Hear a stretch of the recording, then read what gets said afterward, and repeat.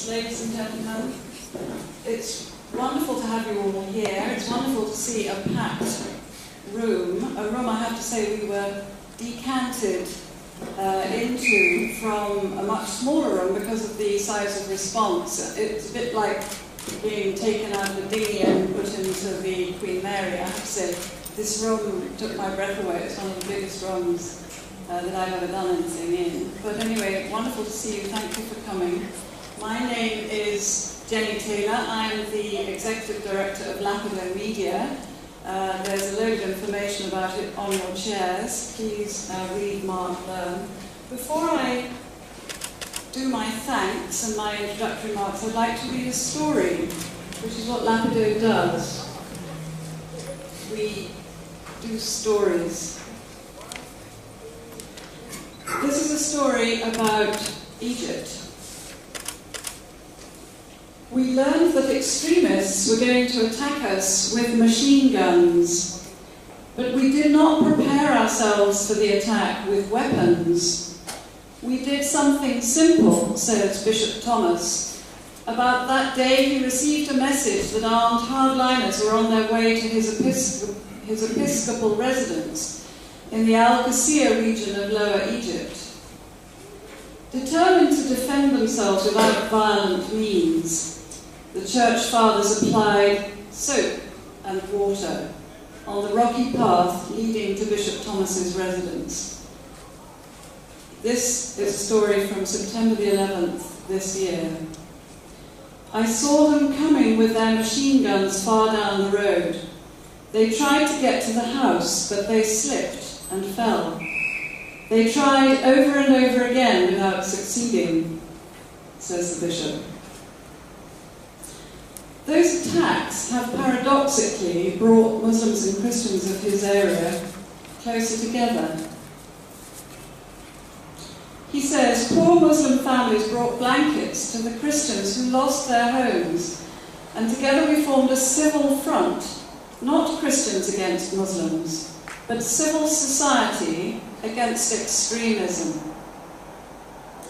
Images and video clips from Muslims and Christians who hand in hand formed a protective ring circle around churches were shared on social media across the globe. Unfortunately, that story did not make it onto CNN, did not make it into the press, and that's why we are here tonight, because we're here to help tell the story. It is something that Lapido feels is very important, to speak up about these stories that cut to the chase and get to the truth better than theory. We have a lot to be thankful to journalists for. I am one myself. And I believe that the more we understand the logistical issues of getting to the story, the better the discourse will become. And I'm absolutely thrilled that we've got such a strong lineup tonight of people who do believe in cutting to the chase, who do believe in listening to the people, telling a truer story. And the point is, people, particularly in the majority world, are very religious. When you cut to the chase, you actually get to what motivates people. So we believe that religion cannot be airbrushed out of the story in the way that Westerners tended to have been trained to do, that somehow there is a neutral vantage point that can actually ignore religious motivation. If that happens, you miss the truth. And we've got to goad one another to remember, and that's really what Lapido does. We are a goad, because it is too important not to understand religion. I was hoping the Sunday Times foreign editor would join us on the panel, and he said, oh, but I don't know anything about minorities. And I thought, would a sports editor say, oh, but I know nothing about yachting or judo, minority sports, and be taken with any degree of seriousness? Clearly not. So, without further ado, I'd really like to thank Henry Jackson Society for allowing us to piggyback on their broader shoulders. We're much smaller than they are, but they have given us a chance to raise the profile of this crucial issue, and to do so in a splendid venue like this. I have to say they have been an absolute delight to work with. Courtesy itself, all I have had to do is choose the speakers and sign the checks. I would also like to say that we had very much hoped that the BBC Arabic editor, Mohammed Yahya, would have joined us tonight, but he was unable to do so for family reasons. So do enjoy the debate, do find out more about Lapido, Centre for Religious Literacy and World Affairs. Do join the debate if you're a twit. Hashtag Egypt will get you into the discussion that is ongoing now. Thank you again so much for coming.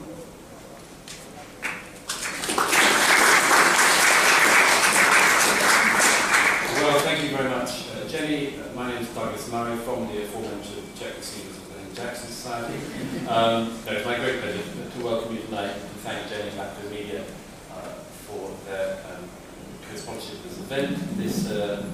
I can't think of a better time or more important subject to address than that which we've got tonight. And I also can't imagine a better panel of experts than we have for you here tonight. So I'm going to not speak at all, other than to quickly ask if I could remind you, as one always has to, if you have mobile phones, please turn them buzz or silent. Apart from anything else, I think the rules of the type meeting will be expelled if you don't. Please manage that. And without further ado, I'd like to get on to the panel. I've asked them to all speak for roughly 10 minutes each at the outset, and then we will open that up to discussion, Q&A, I hope as much interaction with you, the audience, as possible. We've got an hour and a half, and I'd like to get going straight away. The first speaker, you've got all the bios, so I shan't read them all out to you, but our first speaker tonight is His Grace Bishop Angaelos, and I'd like to invite him to open proceedings tonight. His Grace. Thank you, and thank you for organising this wonderful event and for all of you who have come. Because as you could imagine, it's very close to my heart that the story is actually told properly. I think we are at a level now where we should look at lives as lives and not only statistics. And many examples have been seen over the past months and years that have spoken of death tolls and destruction and persecution as mere statistics. And I think it really doesn't tell the story. Egypt, whether you want to believe it or not, from someone who is Egyptian, also British, who goes to Egypt at least 3 or 4 times a year, and who is in constant contact with Egypt through the hierarchy of the church and through the grassroots of both Christian and Muslims living there, is in a much better place than it was. We are more hopeful now, I am more hopeful now, than in 2011, when the first uprising happened. And it happened at a very superficial level, because it didn't have the infrastructure or the support to carry it through. It was quite headless in terms of revolution or uprising, and because of the political vacuum that was left, we then had an appearance of a religious group that decided to take this movement into its own direction. What concerns me is not that happened, because that was expected. What concerns me is the way that this was highlighted in the country. There was so much focus once that stage came to an end, and then President Morsi was removed, on whether this was a coup or not a coup. And so much energy was expanded on this that the real issues were not being looked at. What the people wanted became irrelevant, and what became important was how we here in the West perceive the occurrence to be. Did it tick the right boxes? Was it hypothetically and academically a coup? Was it democratic? Did people have a right to want this? Ladies and gentlemen, people have a right to want what they want, as long as it is determined in their own country and the state and the future of that country. We can't sit here in the comfort of our own lounge rooms, in our armchairs, and pass judgment on what people do or don't want. Whether you think there were 5 million people in the streets or 30 million people in the streets, there were a lot of people in the streets. And they were Christian, and they were Muslim, and they were secular, and they were religious. They were men and women, young and old. They came from every part of Egyptian society. And they all wanted one thing. They all wanted a new start. What people will not tell you is in that first year of the presidency of Mr. Morsi, who was until then quite clearly aligned and affiliated with a political party that was religiously driven, we found that unemployment rose to 30%. The stock market was at a 5-year low.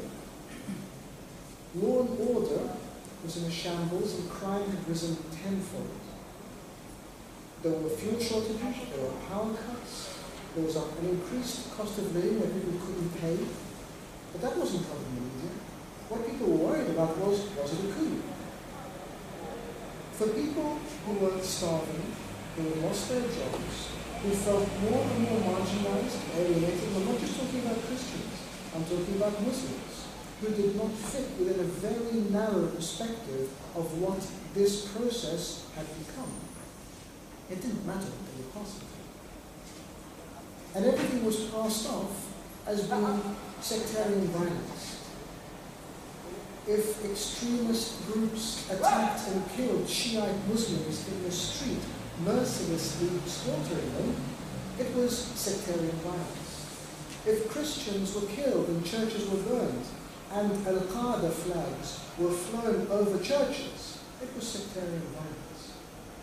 When Christians were killed in that space of time, more than the previous 20 years, just for being Christians, churches were demolished with bulldozers and were torched, burnt to the ground. It was sectarian violence. That is not sectarian. Sectarian violence is what we saw in Northern Ireland, when there were two groups at odds with each other and in conflict with each other. There was no sectarian violence. If anything, what happened over the past months brought Egypt together, not separated. It brought people together. It blurred the Christian-Muslim divide. It blurred the religious-secular divide. It created a very clear distinction between religious extremists, Islamists, and the rest of the community. And the rest of the community became one, seeking a new start. We saw media coverage using terms like civil war. Now, anyone who knows Egypt knows there is never going to be a civil war. We don't have a tribal background. We are a rural people that hold on to communities, Christians and Muslims together. We've been doing interfaith and interreligious and social cohesion for 1,400 years. And I think it was being done okay, except, of course, when you look at the past decades, when we are told, and I have no reason to disbelieve this, that regimes were using the division to divide and conquer rather than to bring people together. The real crime over the past decades, and in particular over the past year, was not that there were Christians and Muslims living in the same country, but was that there was no pragmatic, intentional move towards bringing Christians and Muslim communities together. And there was an intentional move towards separating them. And we took what was already a very divided community and made it an extremely polarized. And that was the crime. But that's not reported. What is reported is rhetoric, like the presence of makeshift field hospitals in Cairo. This is one of the leafiest, most expensive, affluent suburbs in Cairo. This wasn't a war zone.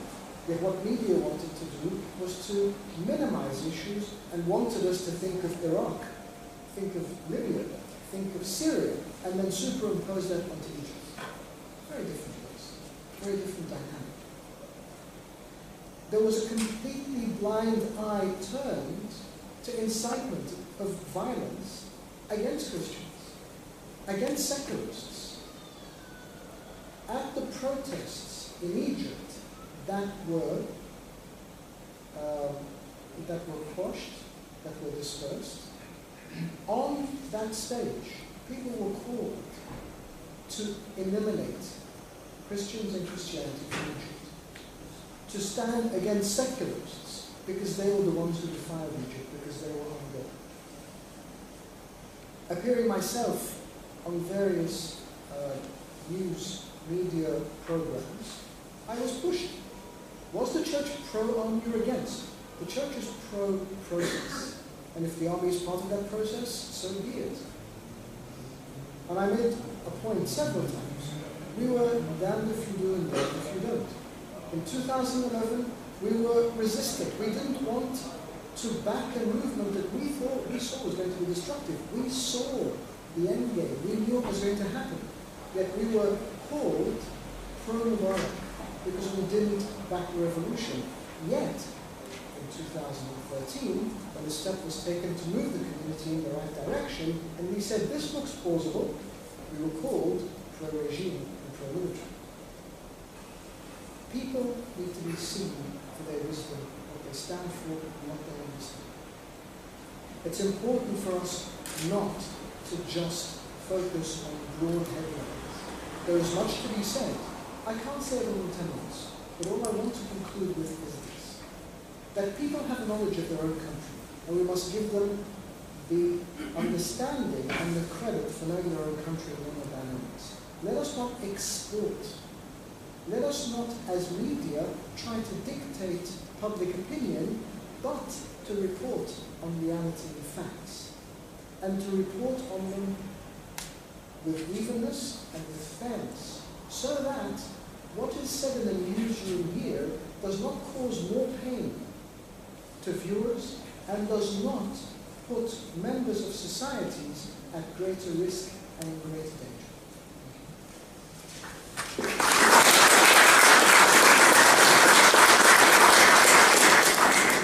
Thank you very much, Chris. I'd like to turn now to a lady who is a foreign correspondent, fluent Arabic speaker, somebody who knows the region as a reporter as well, better than anyone, both Egypt and the wider region. She's currently at the Pittsburgh Tribune, and I would like to now turn the floor over to Betsy Hiel. Thank you. Standing in the smoldering ruins of the 16th century Emir Tagros Monastery, historian Milad describes how a mob of Islamists attacked, looting and burning everything they could find. He talked about how there were more than 1,000 people, and when they attacked, they yelled out, "Allahu Akbar," or "God is great." This was this very small village called Al-Nazla. It was about 100 kilometers from Cairo.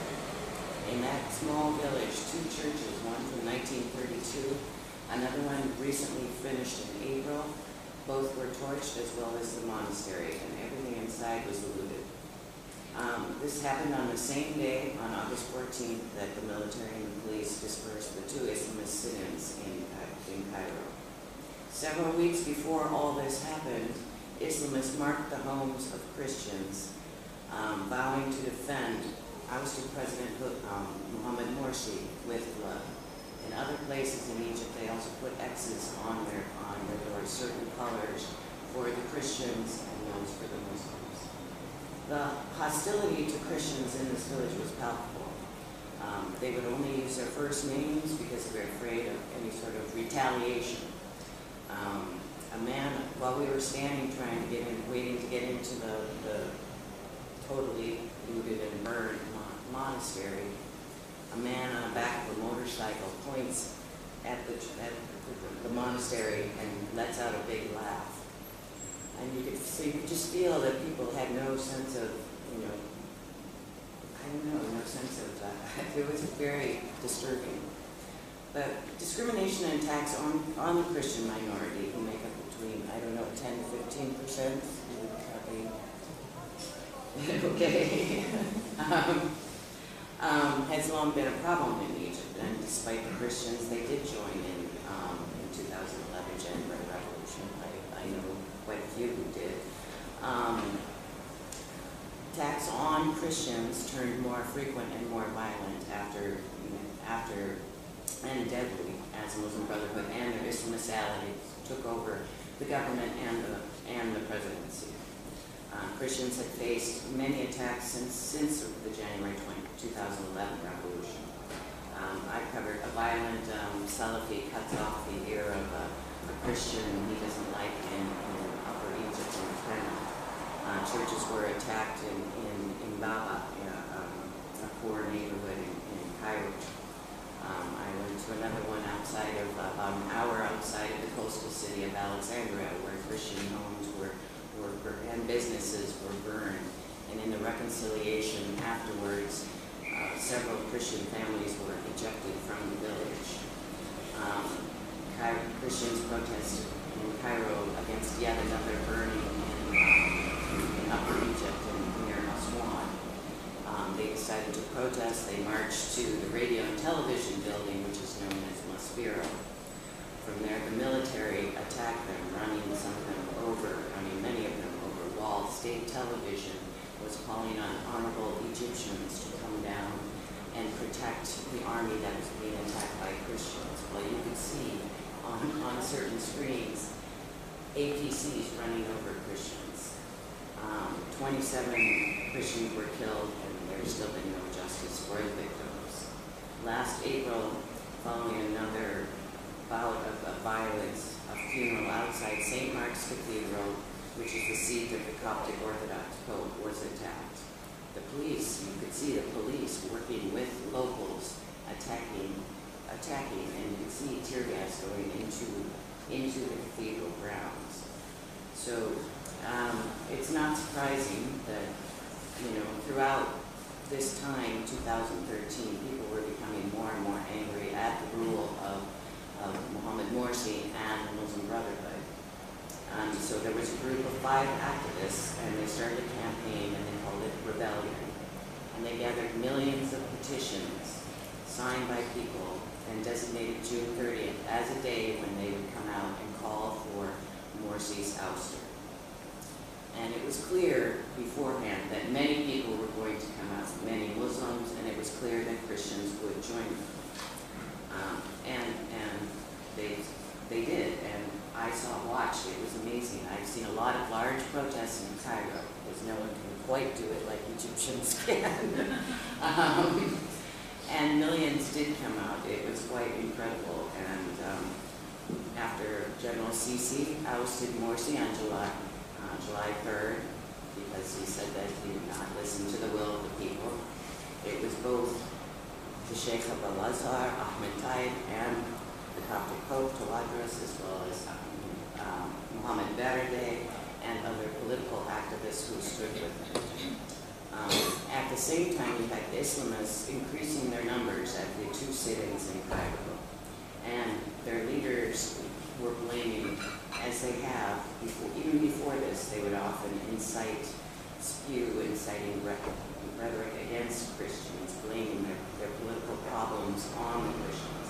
And once these sit-ins started, they had nightly people speaking at the podiums, and they would often be talking about Christians. And even their rank and file refused to believe that Muslims would actually protest against Morsi. That it must have been Christians and maybe some old regime, but no Muslims would do that, which was crazy. And you could see it in the graffiti at one of the statues in Giza. There's a statue outside the protest, and they put thugs plus Christians equals rebellion for the rebellion campaign. And then it would say Egypt is a slum. And you'd see quite a bit of this all over, and you'd hear it in your chants. Egypt is a slum. Egypt is a slum. It's not. It wasn't quite as much about democracy as they had said. wanted to give you a little background about what had happened and I had seen since the January 2011. And now I'm just going to go into I think sometimes people can miss when they come parachute into a place and they don't know the background, and they sort of cover it within a vacuum instead of going into what has been happening on the ground. But now I'm just going to go into the day of August 14th, and it was probably one of the craziest days I've seen in my 15 years of living in Egypt. And as they cleared the two sites, there were protests around. Some of the people who couldn't get into where the two sit-ins were being cleared, they would move around to other areas. So as you moved around Cairo, there was tear gas. They started things on fire.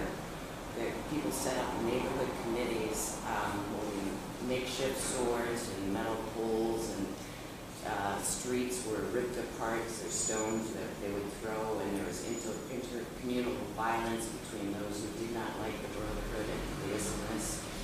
And there was, tear gas in the air. There would be gunfire over here, and checkpoints, military checkpoints. It was a very chaotic day. And it was only in the evening as news, you could really figure out, news started to filter in that police stations, government buildings, and these churches were attacked. But then the country was under a curfew, dusk to dawn. And you had to work on I worked on trying to figure out where are the churches, because you'd see pictures on Twitter like, it's here in Minya. Well, where in Minya? I found out the nearest one was in Kirdassa, which is in Giza, and it's near the Giza pyramids. And my driver had a friend who lived there who told me I shouldn't go there because the police station had been attacked and 15 policemen were killed. There was a big fight there. You could see video of a man with a rocket-propelled grenade. They mutilated the bodies of the policemen.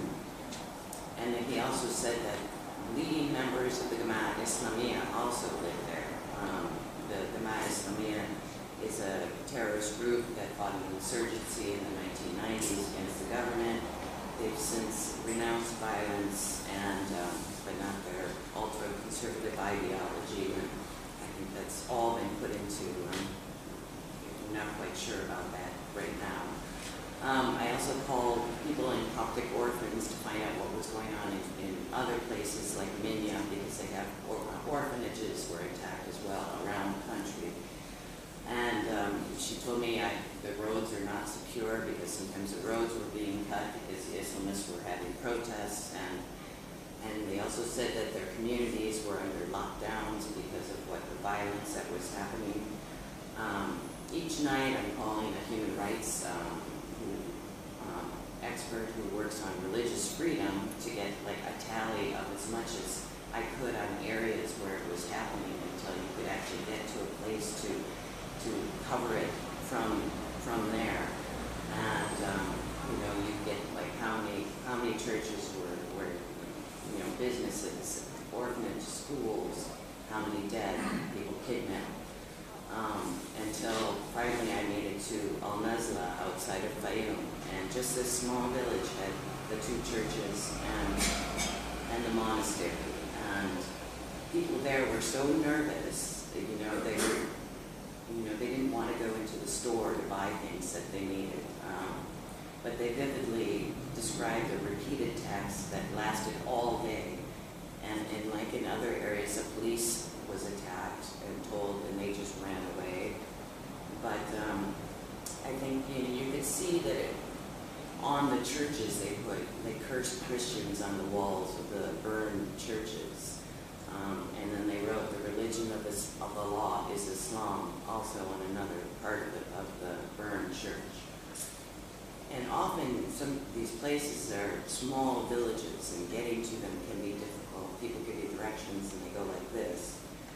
And it's not on Google Maps, and you're trying to find out where it is. And we had to be back by 7 p.m. before the military curfew took place. But there was a Bible association that I went into in Fayoum as well. We couldn't get into there, though. It was locked, but it had been burned and looted. but on the walls it said the Islamists had written down with Tawadros after the Pope, the Coptic Pope. But the Christians, the local Christians there, had put something else on it, on the side of the gate. They said, love your enemies. And I thought that was very that they had put on their own. And they also said in this village that, they would rebuild. And they said buildings can be rebuilt, but souls can't. That's what I experienced.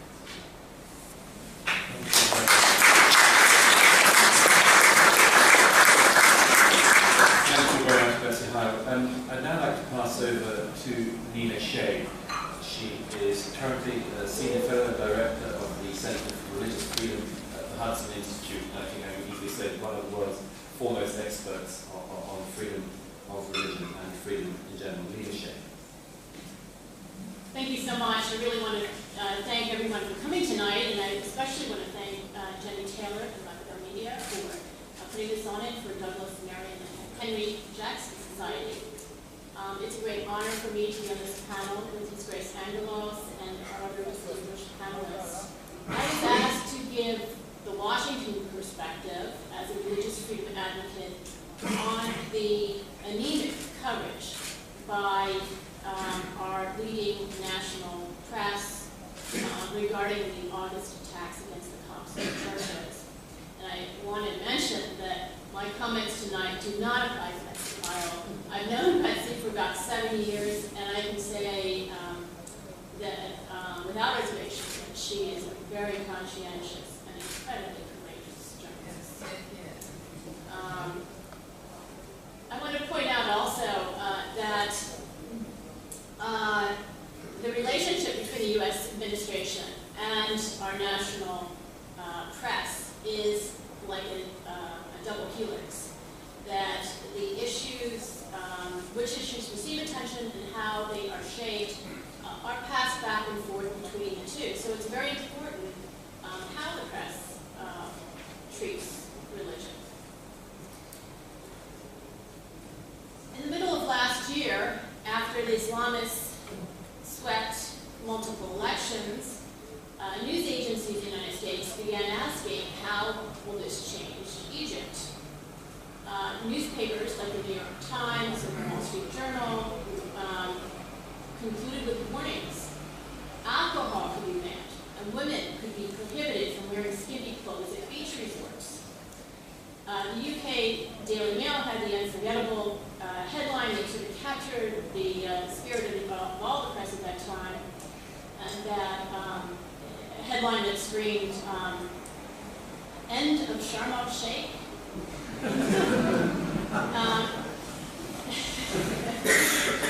As appreciated as booze and bikinis are by the international press corps, this was utterly trivial compared to how the far-reaching and pressing aims of the Morsi government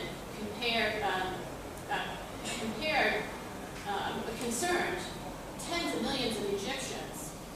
A quickly drafted constitution that laid out the mechanisms for a Sharia state, the declaration that Morsi himself was above the courts, the rigorous prosecution of Islamic apostasy and blasphemy codes, the attacks on the churches, the overall lenient treatment of Islamists, over the past year, particularly in the Sinai and Luxor and elsewhere, and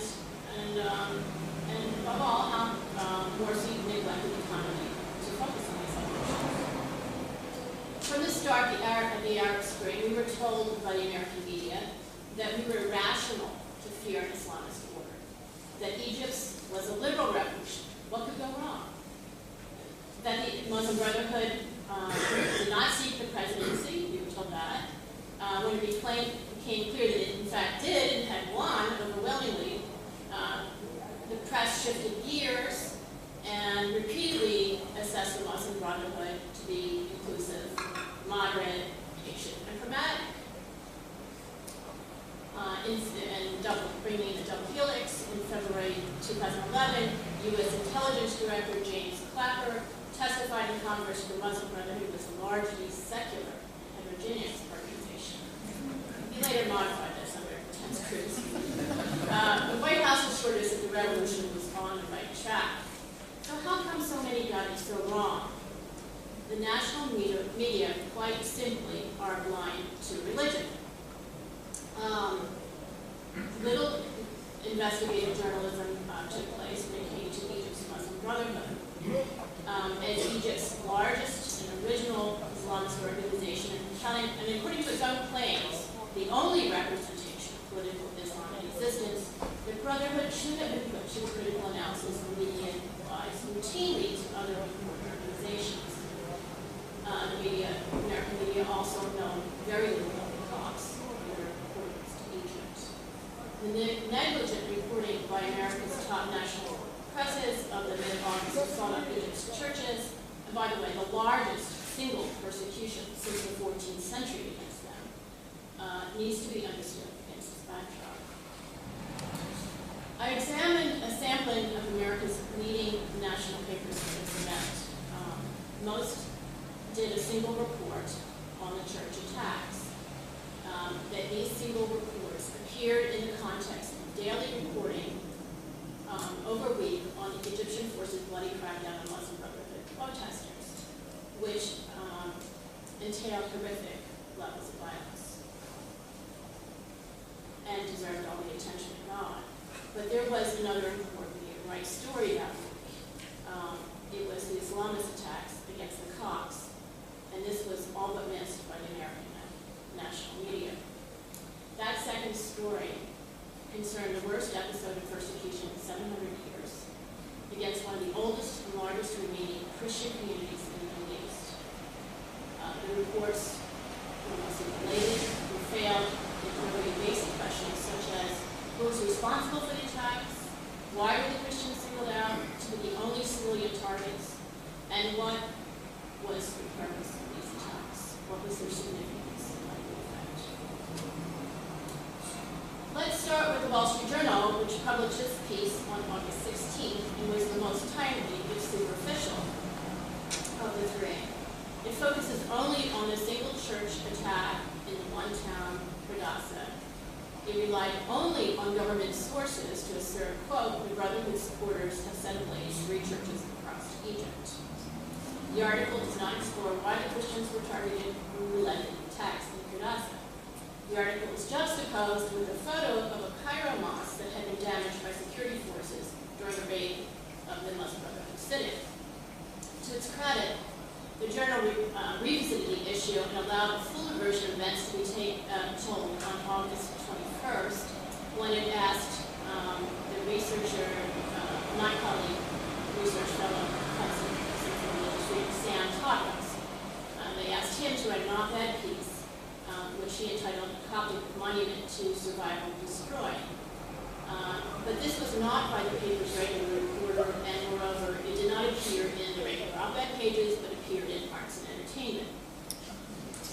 In it, Sam described the scope of the attacks, their historical significance. He focused on the 4th century monastery of the Virgin Mary, 4th century, that had withstood the ages but was destroyed on August 14th and then designated as a space for Muslim prayers.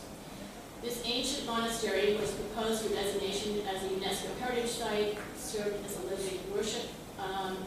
living worship community, and was 200 years older than the Banyan Buddha statues that were destroyed by the Taliban.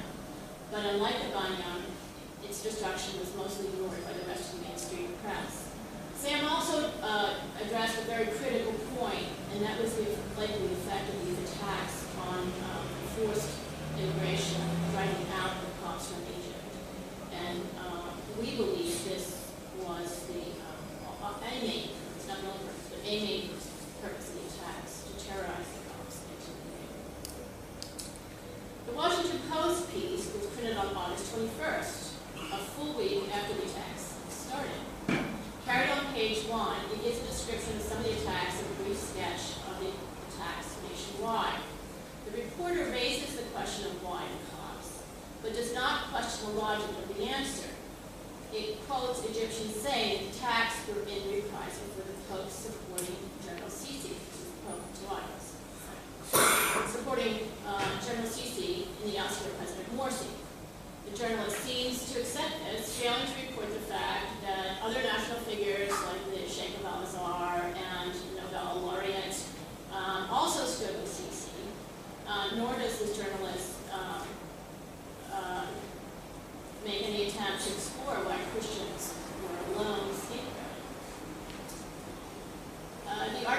explores the authorship of the crime. She quotes an unnamed, high-ranking Western official, making the astonishing and false assertion that, quote, "We have seen zero indication that the Muslim Brotherhood is an organization in organizing these attacks." And by the way, a high-ranking Western official is usually an American press, someone from the American embassy. Well, what about incitement?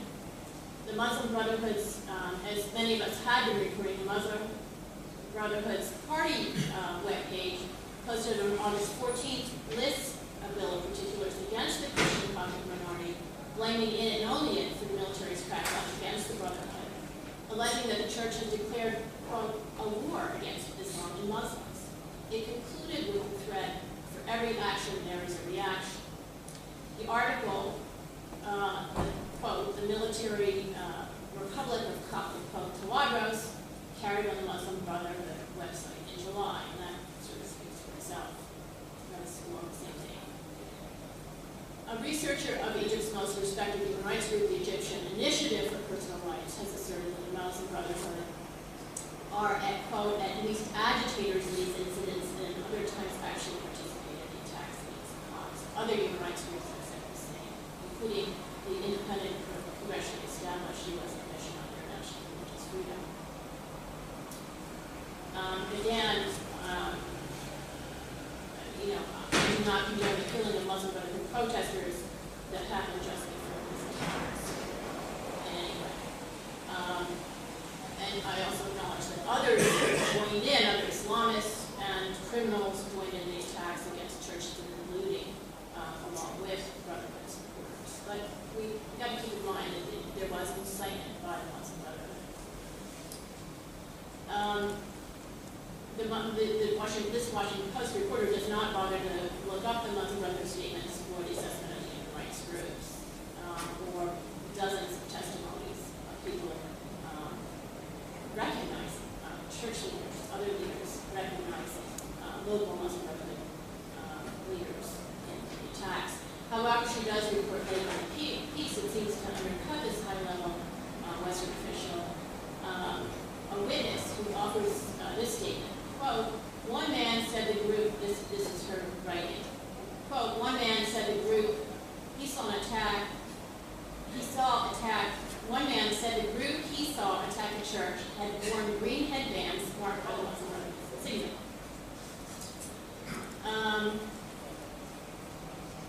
Finally, moving on to the New York Times, it ran its piece also on August 21, the week after the attacks. It mentions attacks across the country. It describes the events that took place in one town, Oslo, where Betsy also visited. It acknowledges that the Christians are being scapegoated, though it doesn't say why. This piece rightly lays heavy blame on the police for not protecting it, as do all the articles, by the way. It also is the only report of the three papers to clearly blame the Muslim Brotherhood for instigating the attacks, stating, quote, "Leaders of the Muslim Brotherhood, the Islamist Party, held Mr. Morsi to power, encouraged or tolerated incitement against Christians and their sit-ins." It could have been a pretty good piece. It wasn't perfect, but it could have been a very good piece. It gave lots of details about the churches being attacked and graffiti and so forth. But the worst part about the Times reporting is that it knew of the attacks, the scope and the details, and the Muslim Brotherhood statements of incitement from day 2. On August 16th, this was a week before it actually ran the piece in the paper, the New York Times had posted an excellent and informative piece on the relatively obscure blog called The Lead by Liam Stack. It would appear, to me at least, that they made an editorial decision to withhold reporting the account of the attacks in the paper. And I know it's difficult and dangerous to go out of Cairo, but I have to wonder if they withheld it because it complicated the narrative of the Times' principal reporter in Cairo, David Patrick, that the Muslim Brotherhood was the victim, not the aggressor, and that it is moderate. There's also a detectable bias against the Copts and no apparent appreciation for their status in the reporting of the paper's piece. For their status as the largest non-Muslim religious minority remaining in all of the Middle East, more than even the Jews in Israel, nor for their contribution within Egypt. It's a critical force for modernization and moderation in the country. After all, it was a Coptic pope who established the first modern school and the first school for girls in Egypt, creating even the American University of Cairo about 100 years since the mission of girls. Also, diversity is extremely important. It gives us the experience of living together, something that the Egyptians have had for a very long time. Regarding the reaction of the U.S. government, this will be a very short discussion, since there's not much to tell. In his speech on events in Egypt on the 15th, President Obama delivered a fragment of a sentence to condemn the attacks against the churches. This is what I understand going on. At the State Department, Secretary Kerry has had nothing to say. The ambassador at large for religious freedom, and yes, we have one person in the State Department with an office of staff who's currently monitoring these things. She has issued no statements whatsoever, not even a tweet. At the daily briefings, when asked about the church's attacks on August 14th, the State Department spokesperson expressed concern, adding without any sense of conviction or urgency, while the attacks are still going on, clearly, any reports of violence we're concerned about. And when it involves religious institutions, we're concerned about that as well. On August 19th, she made a more emphatic condemnation, again in response to a question. The administration was so silent that on September 12th, which is last week, the U.S. Commission on International Religious Freedom, which is an independent agency established by Congress, wrote to President Obama, urging him to, quote, speak out clearly and forcefully about the unprecedented sectarian attacks committed against Christians in Egypt.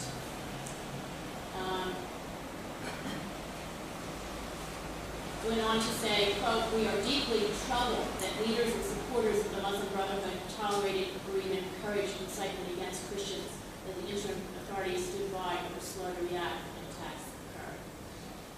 I found out yesterday after I arrived that Secretary of Defense Hagel has spoken privately to General Morsi to urge protection for the cause, but there's been no... Sisi, the general. Sisi, yes, thank you. Thank you. Thank you for listening to it. So I will end there. But obviously that I think that there's, again, a relationship with the press, the historians, and the administration.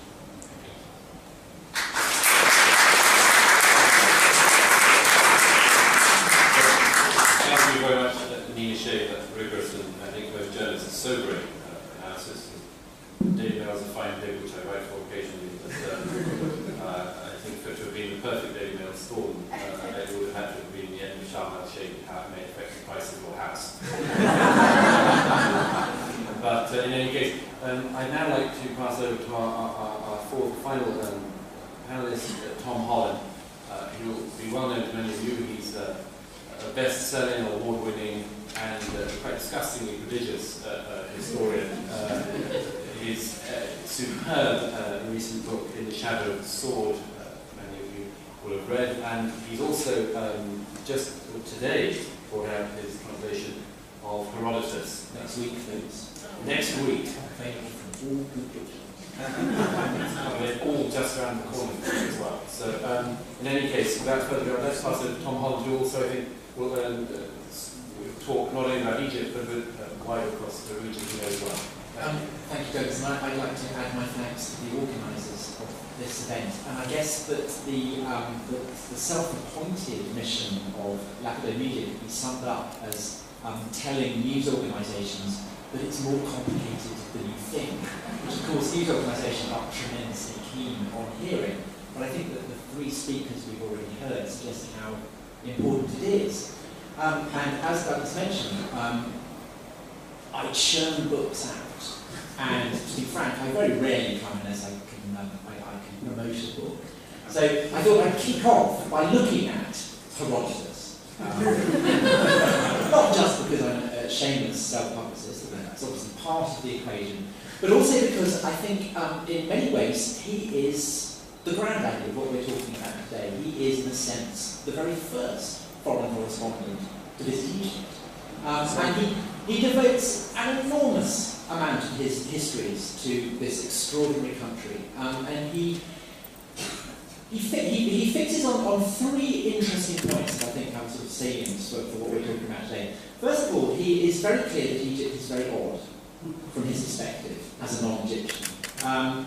In almost all their customs and practices, he tells his audience, they do the exact opposite of the rest of mankind. So he's nailed that. Then he adds, they're very, very religious. Religious to an extreme, he says. And then finally, and this is the key point, the one that he never forgets, that haunts him throughout his account of Egyptian practices and history. Their civilization is staggeringly old. In comparison to that of the Greeks are nothing but children. And I think that all three of those points are points that Western correspondents now, by and large, have to keep in their minds as well. And of course, if you are a Western correspondent and you go to Egypt, I think it's bound to seem a bit strange. It's clearly not part of Eden, it's not part of the West. It is clearly very religious. But I think oddly, certainly in light of what's been going on over the past 2-3 years, the fact that Egypt is clearly even older than it was in the Herodotus' day tends to be slightly forgotten. And the focus, obviously, when the Arab Spring kicked off, there was a tremendous sense of excitement that what we might be getting might be the kind of liberal secular democracy with which I think Western news consumers and possibly journalists too, I don't know, tend to think of sort of paradigmatically modern. And so there was very much a focus in the early days of the Arab Spring in Cairo on attractive English-speaking liberal Egyptians who had Twitter accounts. And there was a general presumption that what Egypt was moving towards, ideally, was a kind of Western style of liberal democracy, and that was what modernism was all about. But in that sense, the struggle for democracy, the focus lay on the immaturity of Egyptian institutions. Egypt compared, say, to Britain or America, was a young country, which is, of course, absolute nonsense. Egypt is the oldest state in the world, and even now it remains one of the few, I guess Iran would be one, China perhaps might be another, in which the roots of the modern state recognisably lie in antiquity. And I think that it's not just religious literacy we need, it's historical literacy as well. And so in that light, I thought that I present you with three vignettes, three periods, long predating the emergence of England, let alone Britain, that I think shed light on Egypt today. And the first takes us way back to the Pharaonic period.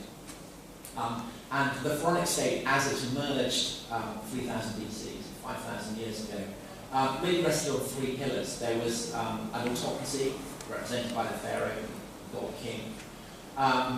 There was the priesthood, the clerisy, scribal elite, and there was the army. And by and large, for most of the Pharaonic history, this worked very well.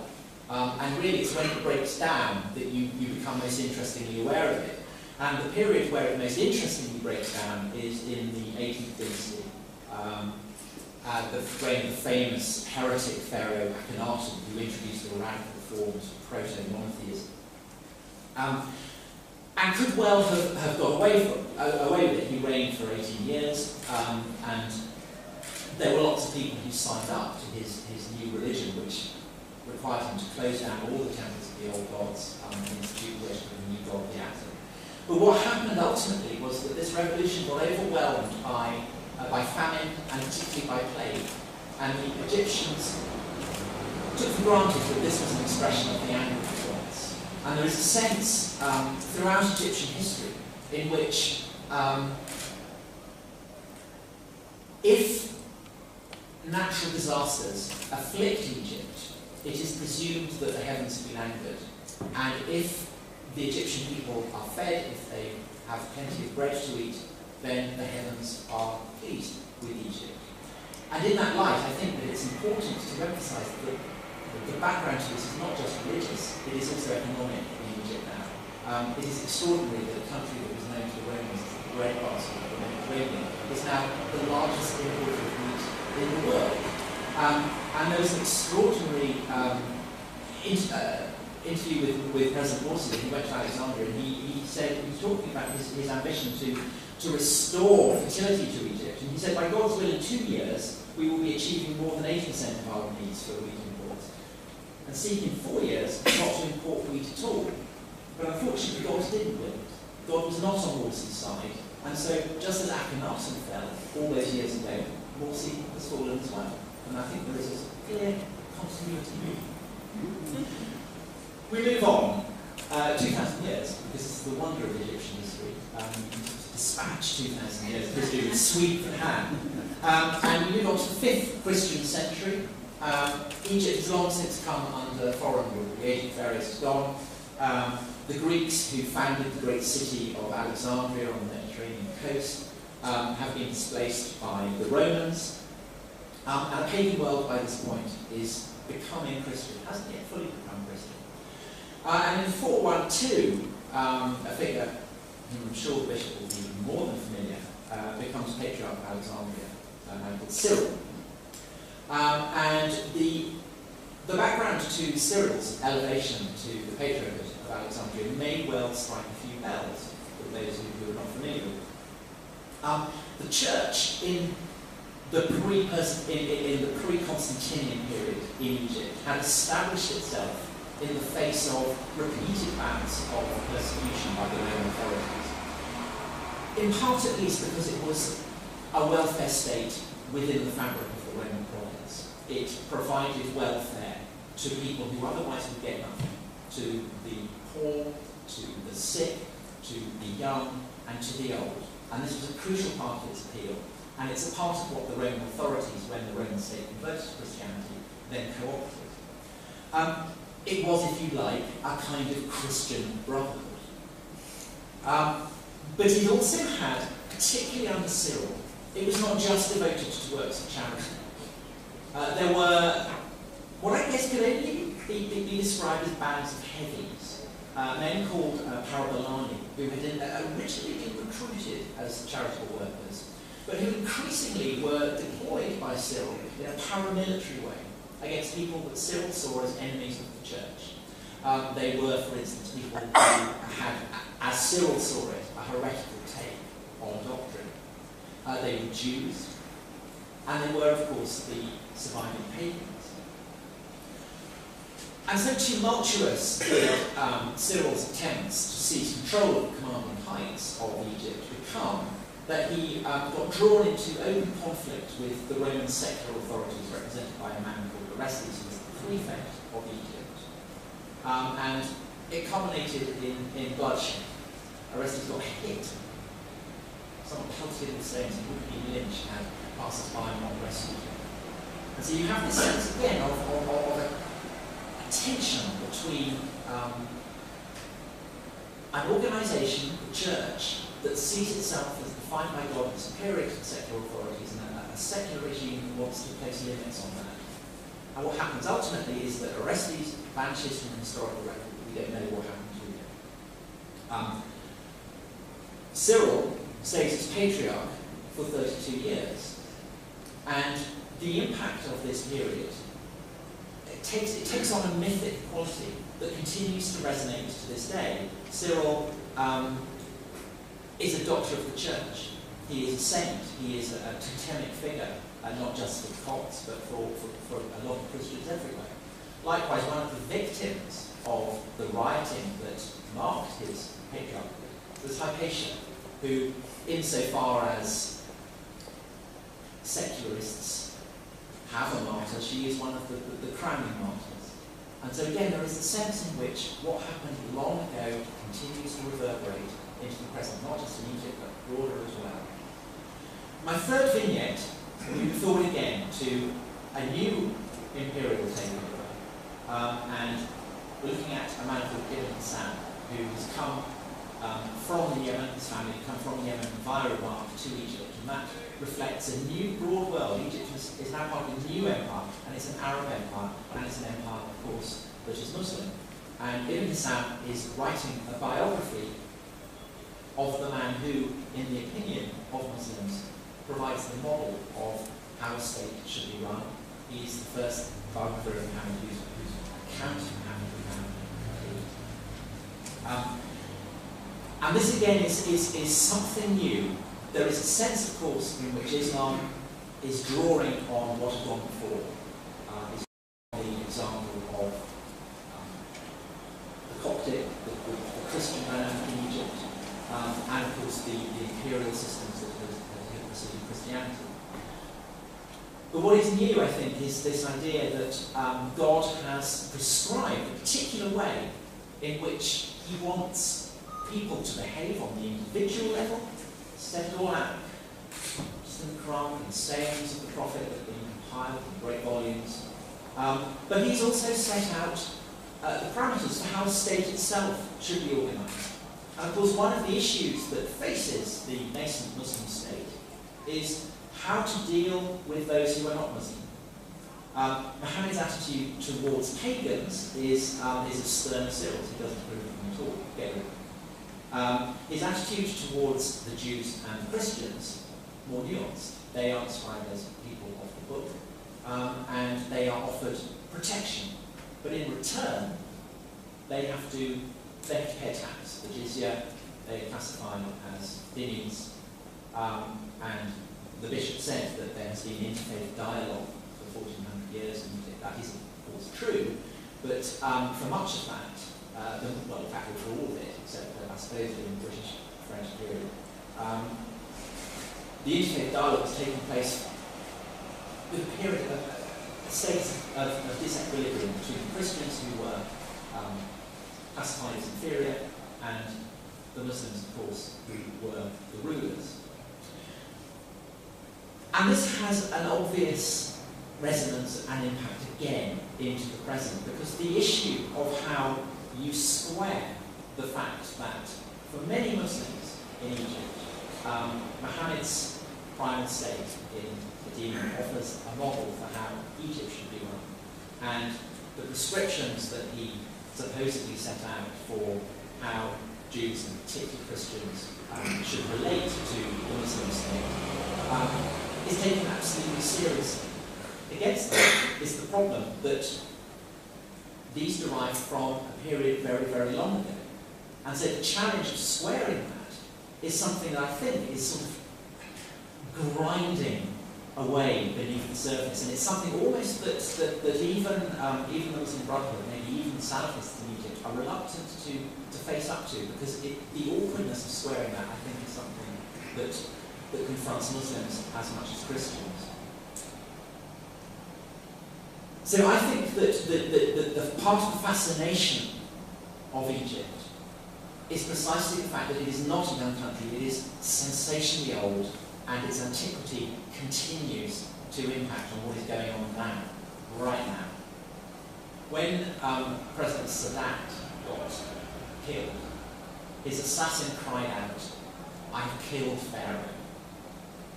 One of the reasons why Mubarak fell, one of the reasons why the army withdrew its support, was the anxiety that he wanted to establish a kind of pharaonic regime. He wanted his son to succeed. One of the reasons why the world was called like Monday's feet. And what we see now in the recent protests are protesters holding up placards showing Morsi as a pharaoh. The bishop said in his speech that all the people who gathered on the streets protesting against Mubarak, they all wanted a new start. But I suspect that in Egypt, of all countries, getting a new start is very, very difficult.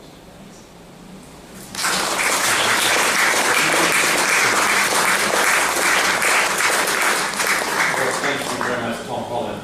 I'm now going to open this out to the floor. We've got just under 30 minutes, and I see we've got extraordinarily well-informed audience, as we've already seen. And I just wanted to ask, I'll try to take questions in groups of 3 if possible. I'll start from the front here if somebody wants to get a microphone here. And I just want to ask really three very quick housekeeping things for Q&A. Firstly, please do introduce yourself if you think it's relevant. Secondly, do please keep your questions short. And thirdly, please make sure there's a question mark at the end. And without any further ado, gentlemen here at the front. Thank you very much. My name is Hosni Imam, an Egyptian journalist living in the United Kingdom. I add my voice to that of Nina regarding my sense of dismay about how the West, and in my case, how the British reacted to events in Egypt after the so-called coup. On the government level, we found that there was a shy reaction which is tinged with support for the Muslim Brotherhood, and this is actually related to the fact that the Muslim Brotherhood had for many years here PR company working for them and promoting their interests, and the British from the very beginning of what happened thought that Egypt is going to follow the Turkish model of Mr. Erdogan, and this is the sound policy that should be followed. And in the statement issued by the British government, I took exception to one issued by the Foreign Secretary at the beginning of what happened, and wrote back to him to say, you are not naming names, you are ignoring the fact, you are equating the state with one group of people who failed miserably and brought Egypt into a failed state, and you didn't mention their name or what they are doing and terrorizing the churches, all that. So this is on the one side. The media issue is more of a great concern because actually the British media was worse than the American media. They didn't mention the attacks on the churches for so long until a piece in the Financial Times came out, in a way naming names and issuing sort of start worrying about what's happening, followed by the Guardian and I think it was the Times. But the main concern was whether this is a coup or not a coup, a semantic way of looking at things in a very way of sophistry without trying to understand and comprehend what is going on. My question is, what is the way forward that we're witnessing now in Egypt from a British perspective? Have there been a change in tone since things became clearer or not? Excellent, thank you very much. A superb question. Didn't strictly follow my rules. But a very important one nonetheless. I hope the next ones will. And I'll very quickly take the gentleman in the second row there, if I may. Yes, and then quickly we'll go to the gentleman over there. Thank you. So, partly to a lot of English people, the Muslim Brotherhood has been going 60, and they've made their agenda quite plain. And we know that the Egyptian people didn't have much choice. Why did they choose it? Very good question. And the gentleman there in the third row. John Fenner. Can anyone on the panel plot the outcome, please? Will the military actually revert to democratic elections? If so, who is going to create the political parties apart from the Muslim? Right. Shall I, Mila, would you like to answer the first question, then I shall ask perhaps everyone to predict the future? Okay, yeah, you make a lot of very good points. I really don't know Great Britain, the UK, I don't know what they will do. But there are lots of opportunities for them to start doing the right thing, because there is for the United States. We have a constitution drafting process going on right now. That's very important in how that turns out. The Morsi one directed the architecture for a Sharia state, and very much curtailed religious freedom, and it was pretty specific about how Sharia should be defined. We're going to have, people, there's a myth that Islamism is dead in Egypt because the Muslim Brotherhood has been dealt a very hard blow. That's for sure. But it's not dead because of two things. One is that there are many Salafi parties, and they're still part of this process. They will be voting and they will be having influence on the constitution, and also because the culture is heavily Islamist. This was a country where the Pew organization did a poll last year and found out that 75% of the population was in favor of stoning for adultery and wanted to see apostates put to death. So this is a very Islamist culture. Islamism is not dead there. So I'll just leave you with those thoughts. Perhaps to answer the second and perhaps part of the third question, perhaps Betsy Hiel first. You had asked about why they voted for him. I watched the whole, since the revolution and through the successive elections, and there was no doubt that the Muslim Brotherhood, as an organization that started in the 20s, had a lot of organizational skills on the ground. But also when it came, because of the corrupt regime under Mubarak, a lot of people, when they were looking to vote, especially in the initial parliament, you could ask people, who do you want to go for? And they're like, I don't know, I want a God-fearing man. And what they meant by it was somebody who would be honest. And he was seeing that if he was God-fearing, that he was a good man, and that he wouldn't be so corrupt and steal their money from them. And so that was part of it, and part of the thing that, and the way that the political process was pushed forward, it came down to someone from the old regime, who was and Mohammed Morsi. And as people described it to me, they compared it between cholera and plague.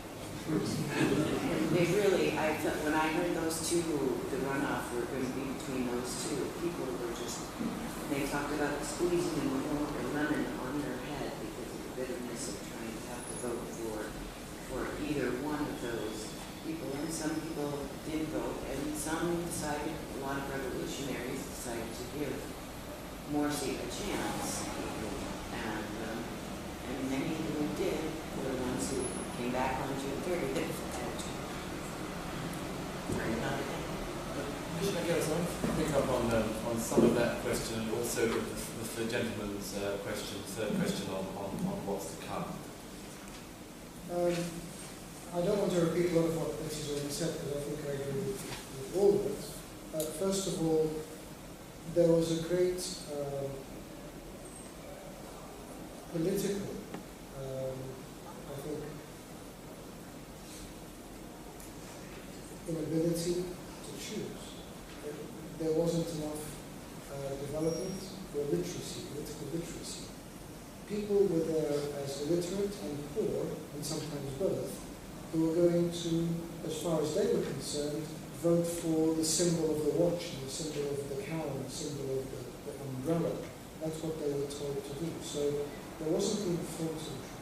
Secondly, a lot of people did vote anti-Shafi rather than pro-Muslim. And that was because they would rather have a Muslim Brotherhood that presented an ideological solution, because their catch cry for 70 years was Islam wal hal, Islam was the solution. And so people wanted to believe, and they wanted to go for the underdog, because they had believed that the Mubarak regime actually had pressed down the Brotherhood and kept it underground, therefore it might have a way. There wasn't much of an alternative, and I think a lot of people abstained completely. A lot of people, as Betsy said, also who voted came back and apologized on social media saying, we're sorry we ever gave you our votes. So I think that was very clear. There was a voter's no confidence at the end of the day. People recognized that there was a vote, and if you go back to the days of the election, there were lots of accusations of rigging, of strong-arm tactics, of abuse of power, of the use of financial resources to help people.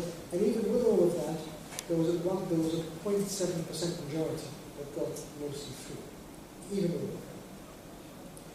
On to whether there is going to be a move ahead. And it's very important for me to clarify that we don't follow media rhetoric, and the fact that I, as a representative of the church, say that we think the army did the honourable thing. We're not just pro-army or anti-Morsi, because we are the same people who suffered during the Syria when the army ran over our own faith. So we're not blindly following anyone. We are looking at points along a continuum of history.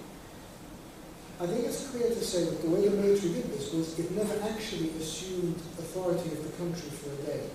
Because Morsi was ousted one day, 12 hours later, the interim president was voted in. So the General Sisi actually never assumed power. Is the army going to hand over? It looks like that. There is an interim government, there is an interim cabinet, there is a process towards the constitution that is now more inclusive and not just focus on the Islamist parties after everyone had walked out the first time. And there is every indication that this roadmap that has been drawn towards handing over power through a democratic election is being followed. Now, time will tell, and the days will test this theory. I personally think that there will be a democratic process towards a proper election. Whether that is possible or not, within, again, a time, a frame, where you educate people politically and give them plausible options, is something else to do. Thank you very much. Jenny wants to say a very quick word about the British media before I go to Tom Holland and back out to you, the audience. Yes, thank you. I just wanted to pick up the question about, or the statement about the paucity of coverage by the British press. It's why this event is happening. The British press, unfortunately, seem to believe that you must report religion as if it were a sort of Westminster debate, with on the left wing you have the underdogs and on the right wing you have the overdogs, and Christians, because they're Western, are somehow colluding with the overdogs. We've got to stop this. We really have got to recover a sense of a full story, because even I have been stunned at the evidence that Nina's given us. And I followed this, So I'm preaching to myself. We've got to do better than we do. We've got to get rid of our ridiculous binary blinders, if you like. Thank you very much, Jen. And quickly, just following from that.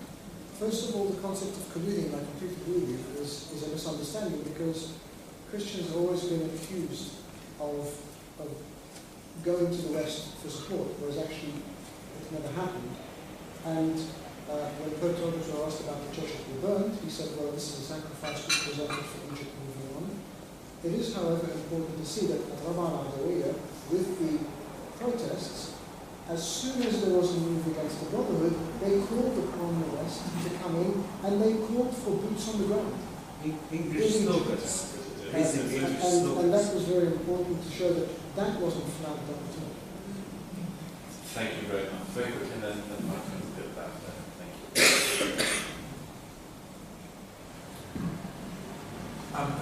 The issue was going to happen. The brilliant thing about being a historian is that you concentrate on what has happened rather than what will happen. But I think that one thing that is pretty safe to say is that there's going to be an awful lot of debate. There is no clear path ahead for Egypt, I would say. And I think that essentially there is an issue, and it's a religious issue that lies at the heart that Egypt is somehow going to have to solve, and it's framed by a couple of details in the old constitution. One article said that there is absolute equality between citizens, and the other one states that Islam is the religion of the state. And there is clearly a tension there. Sunni Islam. Yes, Sunni Islam. Yes, that's that. And there is clearly a tension. I mean, it's perfectly possible. Britain has an established church, so you can sort of imagine that away. But I think that either at one extreme there is going to be people who are arguing for Western style, Western secularism, and then at the other extreme you have Jamaat Ismail, which in the 90s were trying to extract the jizya from Copts.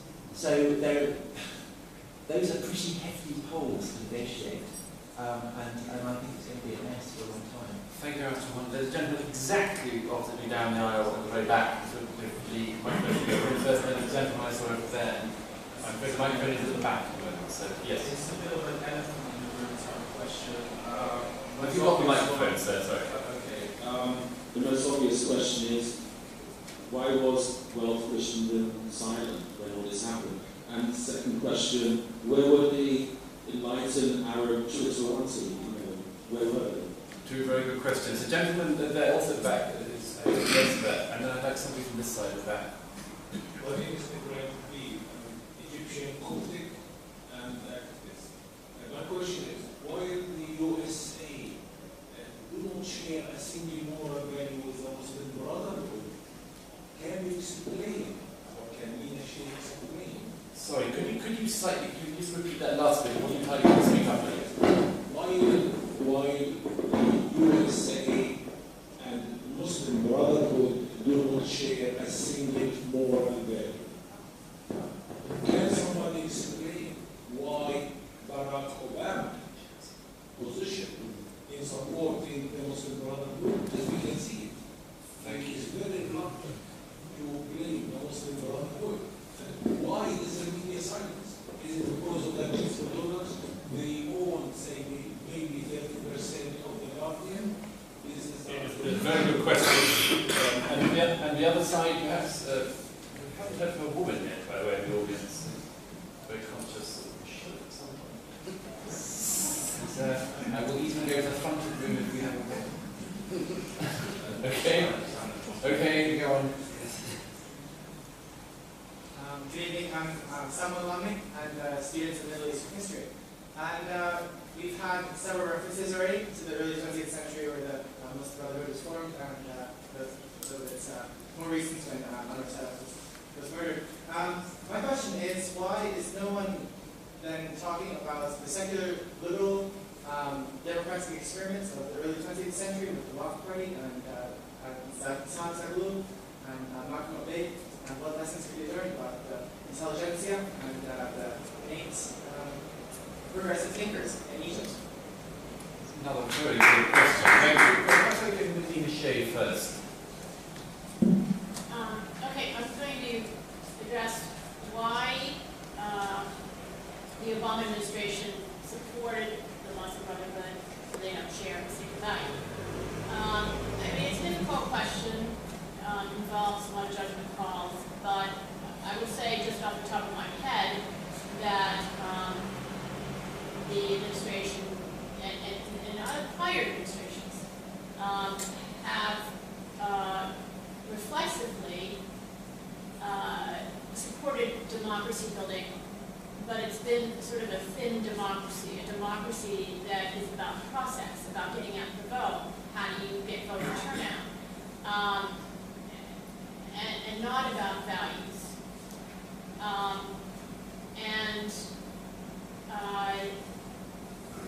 The other part of this explanation is that very little is known about the Muslim Brotherhood. So whatever Obama and Clinton and others, and Kerry, think about the Muslim Brotherhood, I don't really know, but if they were just reading the press, it goes to what I was talking about this evening. They got very little information. If they had looked at Sam Tagos' work or Traeger and the Washington Institute for Religious Policy, they would have learned that the Muslim Brotherhood is a very tightly organized and disciplined organization, very cohesive. It takes up to 8 years to become a full-fledged Muslim brother worker. There are 5 stages during which applicants are monitored, indoctrinated, tested. They're made to take an oath of loyalty.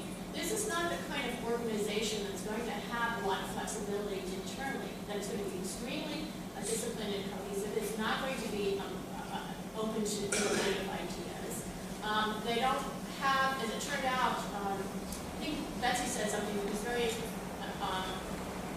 full of insight, and that is that people in Egypt voted for them because they were sick of corruption and they wanted an honest, godly government.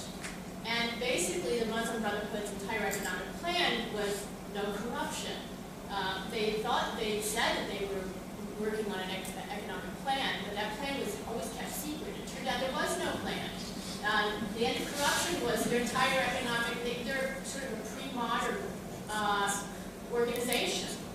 And but all these, this is not reported and this is not discussed in Washington. And so if you're just reading the major national influential press, you will think that they're a modern political party, just like the Christian Democratic parties of Europe, which is what we were told over and over again.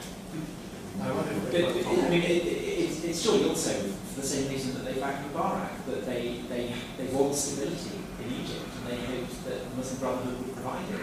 And also, the Muslim Brotherhood had actually won the election, and the Americans are pledged to defending democracy. And so, if you have a democratically elected president for the first time in Egypt's history, what's the US to do? I wonder what's the microphone's with you, Tom. I wonder if you perhaps address not in the gentleman's point about the last century, but also the very pertinent points that the first gentleman at the back. Could you remind me what the very pertinent point is? Among other things, what happened to the liberal sort of Twitterati, as it were, during this period? Where were the... Well, they're still there. They're still there, and they're still very much part of the debate. And of course, yes, there are those traditions from the 20th century to draw on. But it seems to me someone who's in no way an expert on this and just a consumer of the much berated British media, that they're in the shadow at the moment. And it may well reflect the fact that the Muslim Brotherhood, as you've been saying, is incredibly well organised. You're up against the wall. And perhaps over to this side, perhaps Bishop Angaelos, you could address whichever of those questions you most like. I'm thankful for the question about where was the Christian voice.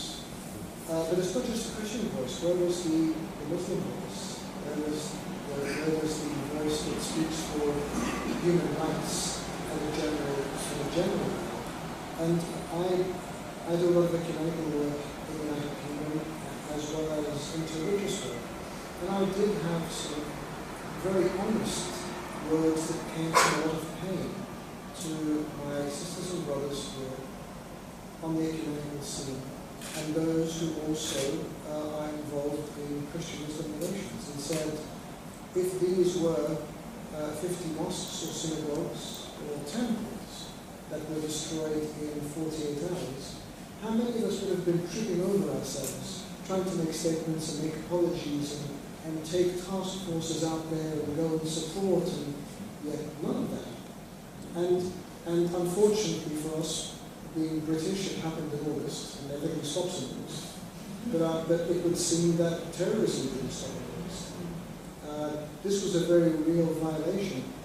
Those of you who don't know, and I'm sure everyone on the panel knows, for Coptic Christians, the church is an extension of their own family and their own homes. So this wasn't just like burning down a church in the centre of London. This was a very personal violation to Coptic Christians who lost their homes and lost the places that they were baptized in, they served in, and they were married in, and they spent most of their weekend. So I was very disturbed, and what I'm hoping, and I've used this opportunity to actually make sure this doesn't happen again, putting in processes in ecumenical instruments and in the interreligious instruments, saying, I don't want another person to feel this pain. I'm in the inner circle of all of this, and I was forgotten, and my church was forgotten, and my people here were forgotten. And it wasn't just affecting Coptic Christians in Egypt, it affected Coptic Christians here who had relatives in Egypt. And I think that will be addressed, and I'm hoping that's a very positive point that will come out of this. I can talk about it on the ground. I do know that in places there were Muslims who were trying to help the Christians in various places. And some were saved because Muslim neighbors came out. In the place where I was as the mob also tried to attack Christian homes as well, especially those who had led the campaign to house mercy in that village. And their Muslim neighbors came out and protected the homes, but weren't able to protect the church. And so there was that, and there was outrage by those in the liberal side of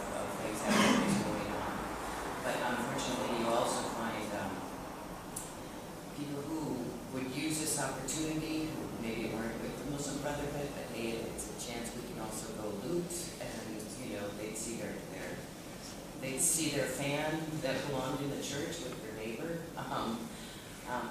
that has been a problem too. They get stirred up and then they go, oh yeah, let's join the crowd, and it becomes bigger. And that is also a problem once these things start. So it goes both ways, and it also is part of education is needed, which is a process, I think, all the way across the board, I think. Thank you very much. The first is that there's a wonderful story in one village where Muslims came out to protect a church, and the Christians sent them away and said, don't worry, if it gets burned down, we'll rebuild it, we just don't want to lose you. And that's what's happened in life, is bringing people together.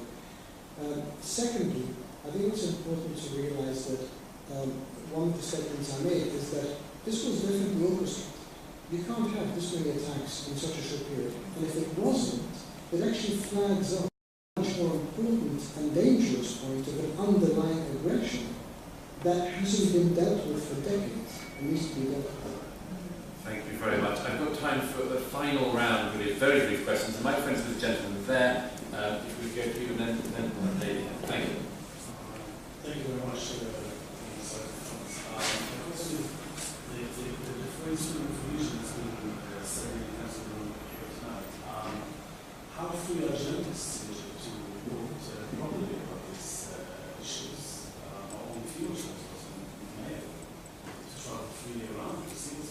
Very good question. Thank you. The lady just here on this side. Thank you.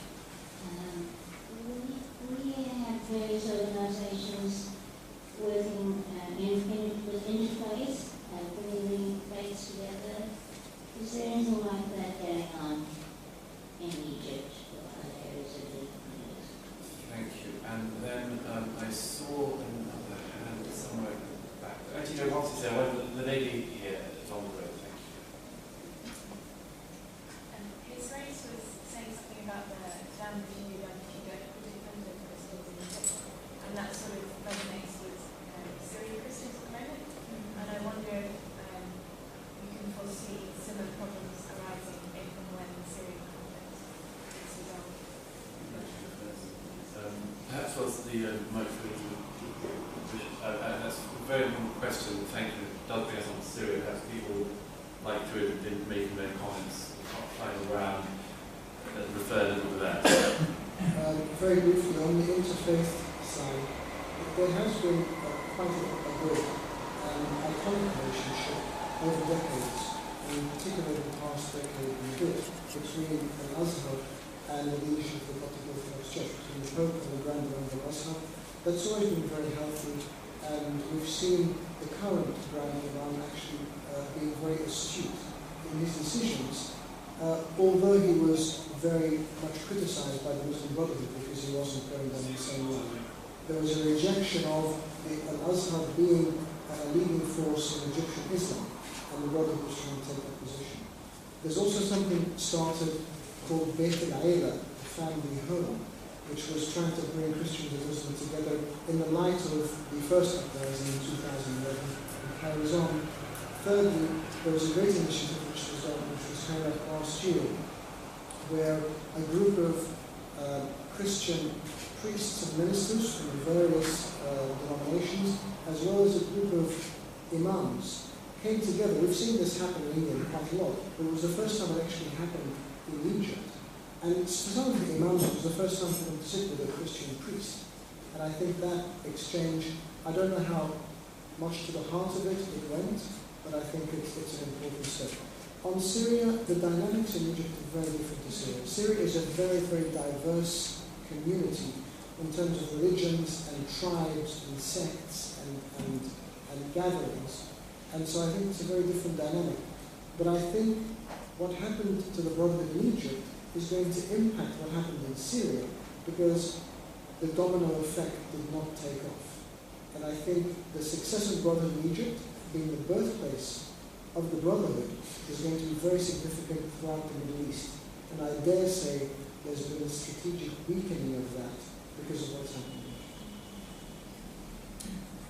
Yes, I was going to address about the journalists' work in Egypt. At times, especially during this last couple of months, it became quite difficult days to work. You always had to make sure if you're going to a place that you could get back by the time curfew started, especially when the curfew was at 7 p.m. You also had to make sure you knew updated on the roads because there were ongoing protests every single day, and they were cutting off roads, and there could also be altercations between police and the military and the Islamists, and so you had to worry about that. And then you also had to worry about if there was no security at all, how secure it was going to be if there was, so you always had to be aware of what was going on, where it was going on, what neighborhood it was happening in, because you had to know whether this was predominantly anti-brotherhood neighborhood or this was a pro-brotherhood neighborhood, and so it's very like moving pieces, and you just have to be really aware to stay safe and cover things. Thank you very much. Shea. Now, I'm going to just talk briefly about Syria, if that's okay. There is a sectarian war going on in Syria. It's within the Muslim community, with the Alawite government being backed by the Shiites of Iran, Hezbollah, and the rebel forces being backed, in addition by the United States, largely by Saudi Arabia and the Gulf. The Christians are caught in the middle of this, but they're not fighting. But their churches were registered by the Alawite government, and so they are blamed for being aligned with them. So in addition to being caught in the middle, they have no militias of their own. They're also, is what's going on, what I call a shadow war against the Christians, primarily by the rebels. And there are jihadists, there's Al-Qaeda, there's various other groups who are attacking and killing Christians, and when they conquer an area, conquer a village or town, they will set up Sharia courts and a Sharia state, many states. And the Christians are who are left in these states, most are fleeing. One patriarch, I think it was the Catholic Melkite patriarch, said that 250,000, 500,000 Christians have already left their homes. Not all of them have left the country where they're being displaced. That's a quarter of the entire Christian population of Syria, and in the last 2 years. When the Sharia courts are set up, the Christians are given a choice to convert to Islam or be killed, or pay a tax. They can't afford the tax because if they can afford it, the tax gets raised. So they have two choices: to be killed or to leave, or to convert. And they're leaving. The other problem is when they leave, they do not want to go to the UN camps because these are controlled internally by Sunnis, and they are recruited to go fight in Sunni militias at night, as are all the men in the camps. So we're focusing on trying to help them in two ways. One is trying to identify humanitarian agencies who can help the Christians now, because they're not in the UN programs, they're not in the refugee camps, they're in Lebanon or Turkey outside the camps, so many villages, maybe churches, local churches and schools. Inside the country, there are hundreds of thousands without help. The other thing is that recently in Washington it came to light that the rebels have, the Free Syrian Army, the moderates, have produced something called the Damascus Plan, which has this as a strategic plan for after the conflict ends, or for ending the conflict after it ends. And a component of this was raised was retribution killings, and it said in the rebel plan that there won't be any retribution killings because the rebels plan to put the regime on trial. Now the Christians aren't really part of the regime, so there was nobody addressing the retribution killings, which have already underwent against Christians in Syria. So we're trying to wake up the West and the American government to take steps now to prevent and protect this very vulnerable population. If we're looking at Egypt in the context of Syria and broader events in the Middle East, there's obviously only one place to start, and that is clearly the Achaemenid Empire in the 5th century BC. And the reason for that is that it established a model of rule over the Middle East that lasted for about 2,500 years. And essentially that was that you had an imperial centre, a particularly privileged religion, a privileged imperial people, but everyone under the aegis of that imperial system were granted tolerance as long as they paid their taxes and did their duty, and in return they were allowed to basically to live and to do as they liked. And that was a system that essentially evolved over time, but essentially it was a system that was still in place under Ottoman rule. And that changed in the 20th century, and what you saw was a whole grinding process by which the various minorities of the Levant in particular were expelled from their host countries. So you had Turks expelled from Greece, going to Turkey, you had Greeks going to Greece. Israel is part of that phenomenon, the establishment of the Jewish homeland, and of course the expulsion of Greeks and Jews from Egypt is also part of that fabric. And I think that to be incredibly depressing, we can see that that process didn't end, that it's ongoing, and that what's happened in Iraq is the homogenization of Iraqi society. Christians were expelled from Iraq, essentially, went to Syria, they're now being expelled from Syria. I think that what we're watching, tragically, is the effective extinction of Christianity in its birthplace. It may be that the Copts have enough weighted numbers to survive. It may be that the Jewish state will survive. But I fear that what we're witnessing is the sort of the climax of a process that was actually grinding its way through the 20th century, and it could be that we're witnessing something on the scale and horror and protracted impossibility of settling on the scale of the European 30 Years' War. I mean, I hope that's not the case. But in the more I read the newspapers, the more I read about Syria, the more I read about Iraq, the sheer scale of the hatreds, the sheer scale of the sectarian religious rivalries that are festering, growing all the worse. And you think back to what used to be there, it's very hard to feel optimistic. And on that cheery note, sorry. Well, thank you very much, Tom. Thank you, Tom. I'm conscious we've gone so slightly overrun, but I just want to say a few thank yous. First of all, to say once again thank you to Jenny and Lapido Media. Thank you to my colleagues on the Jackson side, in particular to Hannah Nom and my other colleagues there. I'd also like to thank you, the audience. I can think of very few events at which questions and insights from the audience has been so penetrating, so pertinent and informed. And thirdly, to thank the panel. The subtitle of this evening's event was Why the Truth is Getting Lost. I think you would agree with me, it hasn't been lost in the National Liberal Club here tonight.